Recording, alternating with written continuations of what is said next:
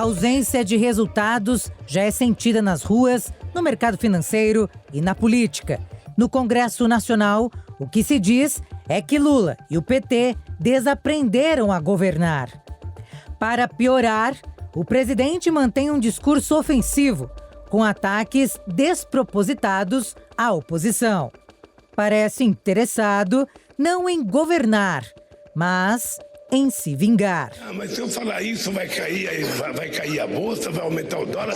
Paciência, porque o dólar não aumenta e a bolsa não cai por conta das pessoas sérias, mas é por conta dos especuladores que vivem especulando todo tempo. E perguntava, tudo bem? Falava, não está tudo bem, só vai também quando eu esse muro. A postura radical de quem parece ainda estar em campanha incomoda o parlamento. Acho que o Lula precisa de 3 coisas. Número 1, descer do palanque, né? Entender que a eleição acabou. Número 2, né, ele praticar aquilo que ele disse, que seria um governo de pacificação e de, vamos dizer assim, de aproximação, né, dos lados opostos aqui dentro do país. E número 3, exercer a sua autoridade perante seus ministros. O que o brasileiro vem sentindo é um festival de ideias dos ministros. Não há nenhuma proposta nova, não há nada novo no horizonte. Então, assim, começa muito mal e isso já está sendo verificado na queda da popularidade do Lula, né, no aumento da rejeição ao seu governo. As pesquisas de opinião já demonstram que o Lula hoje tem 3 vezes mais rejeição do que ele tinha nos primeiros 100 dias do seu primeiro mandato. E ele tem hoje o mesmo índice de rejeição de Jair Bolsonaro nos seus primeiros 100 dias.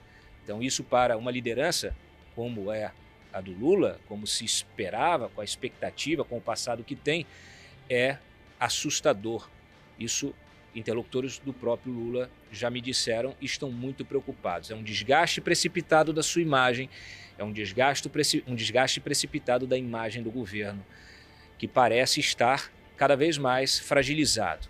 Isso significa que um governo fragilizado dá espaço para o fortalecimento ainda maior de um Congresso cada vez mais empoderado, mais forte, cada vez com mais poder, mais orçamento na mão, mais capacidade de definir a implementação desse orçamento, a execução desse orçamento, enfim, capacidade de governar.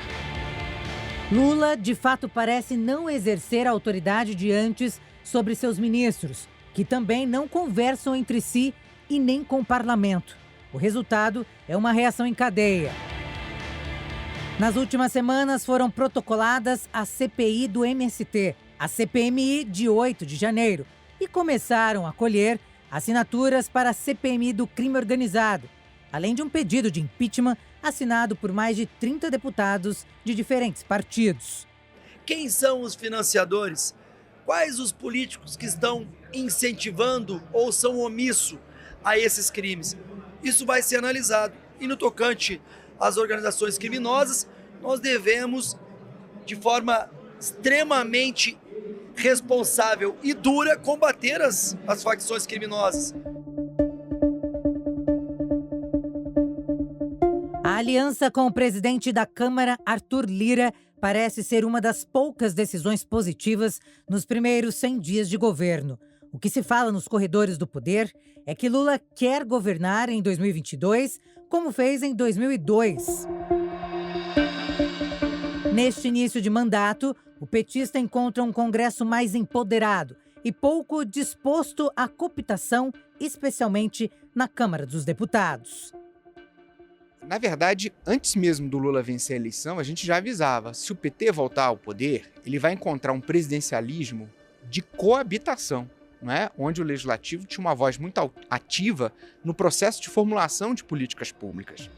É muito diferente daquele presidencialismo de cooptação, não é, que o PT viveu durante o seu período no mandato.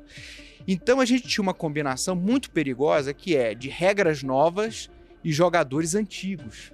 E normalmente isso acaba terminando em muita trombada, como a gente tem visto agora. Agora eu imagino que o Lula, depois que venceu a eleição, é como se tivesse entrado no melhor restaurante da cidade e escolhido a mesa preferida, né, dos frequentadores daquele restaurante. Só que já tem 2 pessoas sentadas naquela mesa, né? Uma delas, o presidente Arthur Lira. Só que o Lula, mesmo assim, sentou e fingiu que o Arthur Lira não está ali. E aí se instalou uma espécie de uma guerra fria, onde o Lula não reconhece esse papel de protagonismo do Congresso e, ao mesmo tempo, o Congresso espera o momento certo de avisar para ele que ele já está sentado naquela mesa. E esse impasse cria aí uma situação de empate, né? Um empate onde o governo não tem segurança para avançar com a sua agenda e o Congresso também não tem segurança para avançar com a sua própria, como aconteceu em alguns momentos do governo Bolsonaro. Por isso essa sensação de paralisia, mas que em algum momento vai ter que terminar, vai ter que caminhar para um desfecho, porque o governo não tem o tempo que acha que tem. Em algum momento ele vai ter que forçar essa porta. Alguns integrantes do PT, inclusive o líder do partido na Câmara, Zeca Dirceu, tem avisado ao Lula que considere Lira como um aliado e não como um adversário, mas ao mesmo tempo, em função principalmente de apoios históricos, né, lá no Senado, Renan Calheiros, lutas locais de Alagoas, enfim, o Lula tem muita dificuldade de admitir Arthur Lira como um parceiro. E aí o fato é que nós estamos num empate que posterga decisões importantes, né, e mina ainda mais a confiança das pessoas que são importantes para movimentar o país. Para especialistas, o diagnóstico deste início de governo é semelhante ao de Jair Bolsonaro e apresenta os mesmos sintomas. O começo está igual, vamos ver para frente, né? E os problemas também, Cláudio, são semelhantes. Que o problema que o Bolsonaro tinha no Rio de Janeiro, o Rodrigo Maia era um aliado do Bolsonaro, inicialmente a nível federal, mas no Rio de Janeiro era inimigo do grupo do presidente Bolsonaro. E a mesma coisa acontece na Câmara, ao nosso ver, com o Arthur Lira. Ele é aliado do presidente Lula no primeiro momento, mas no estado dele, em Alagoas, tem o Renan Calheiros, que faz com que o Arthur Lira, em Alagoas, se torne inimigo do presidente Lula. Então eu acho que eles correm, o início é igual dos dois. O economista do IPEA admite uma certa dificuldade do governo para avançar em pautas importantes, mas pondera que o prazo de 100 dias é curto para julgar o desempenho da administração. No máximo, esse período fornece indicativos sobre o estilo e prioridades de quem assumiu o comando do país. Bom, a expectativa ainda é alta e acho que ela se mantém. Há uma cobrança de resultados grandes, né? E o governo luta para poder apresentar esses resultados num cenário de um Congresso um pouco mais trabalhoso, digamos assim, mas ainda é cedo para fazer essa avaliação. 100 dias ainda é pouco para aparecerem resultados, mas essa marca dos 100 dias, ela tem um aspecto simbólico, que ela aponta a direção que o governo quer caminhar. Até agora, a gestão petista cultiva a ideia de mostrar que há um plano de voo mínimo em formação na presidência. Para Murilo, do Instituto Paraná Pesquisa, a polarização é a pedra no sapato do governo. Isso que faz com que a popularidade dele, ele tenha dificuldade em avançar em relação ao que foi o início dos outros mandatos anteriores. Eu acho que enquanto não acabar essa polarização e a briga com os seus inimigos e com o ex-presidente, dificilmente a popularidade vai avançar. A gestão do petista busca entregar projetos e acusa o governo anterior de não deixar um backlog de propostas viáveis.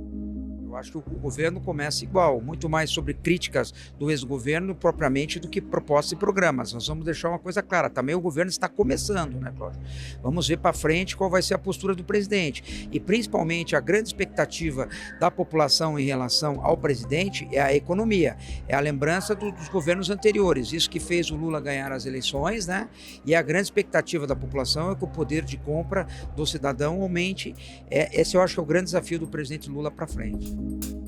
O deputado Reginaldo Lopes defende e diz que Lula desempenha muito bem o papel nesses 100 dias. Em 100 dias, o governo presidente Lula conseguiu reconstruir as principais políticas públicas para melhorar a vida do nosso povo, dar mais dignidade, como o Bolsa Família, que vai garantir uma renda maior para as famílias mais numerosas, como também o Mais Médico, melhorar a qualidade da saúde, com um plano de vacinação em massa, Minha Casa Minha Vida, para dar melhoria e qualidade de vida com a moradia própria e vários outros programas de aumento do repasse para a merenda escolar, a Bolsa Estudantil, a Bolsa de Pesquisa, ou seja, são vários programas, obras de infraestrutura, recuperando as nossas rodovias, ferrovias, ou seja, o governo Lula preparou aí um conjunto de ações para reconstruir o Brasil e agora prepara as mudanças estruturantes.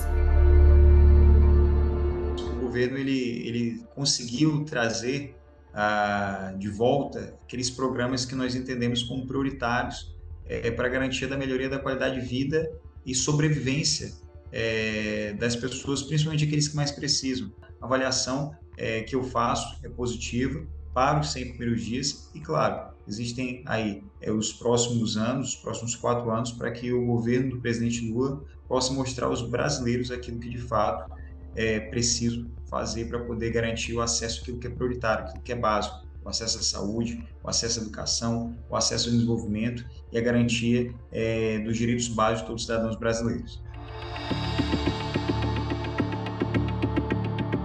Segundo os analistas políticos, nada do que o presidente fez até agora representou um ato concreto de cumprimento de suas promessas de campanha. Até o momento, mais de 5% do mandato presidencial já se foram, sem que a sociedade tenha visto algum movimento efetivo para cumprir o que prometeu na campanha.